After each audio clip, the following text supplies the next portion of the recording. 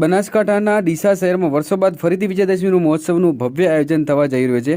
ત્યારે રાવણ, કુંભકર્ણ અને મેઘનાથના વિશાળ પુતળા દહન માટેની તૈયારીઓ હવે અંતિમ તબક્કે છે। નમસ્તે મિત્રો, હું કનુભાઈ જોશી।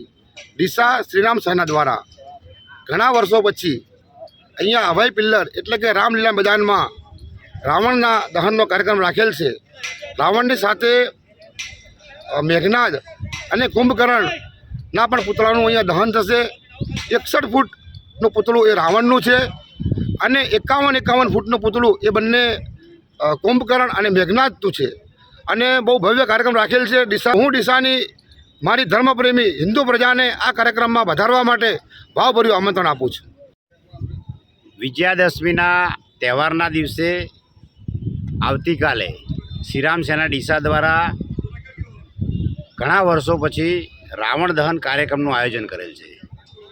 વિજયાદશમી એટલે અસત્ય ઉપર સત્યનો વિજય, અધર્મ પર ધર્મનો વિજય અને આસુરી શક્તિ ઉપર દૈવી શક્તિનો વિજય। આવનારી પેઢી એને દૈવી શક્તિ અને આસુરી શક્તિ વચ્ચેનો ફરક ખબર પડે, રામાયણનો અભ્યાસુ બને અને ભગવાન રામ મર્યાદા પુરુષોત્તમ ભગવાન રામ એના પ્રત્યેની એની આસ્થા વધુ પ્રબળ બને।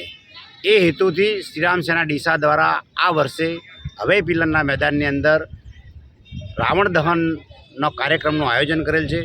61 ફૂટ ઊંચી રાવણની પ્રતિમાની સાથે 51 ફૂટ ઊંચી કુંભકર્ણ અને મેઘનાદની પ્રતિમાનું પણ દહન કરવામાં આવશે અને આપના માધ્યમથી સૌ નગરજનોને આ કાર્યક્રમમાં પરિવાર સાથે વધારો એનું આમંત્રણ પાઠવ્યું છે।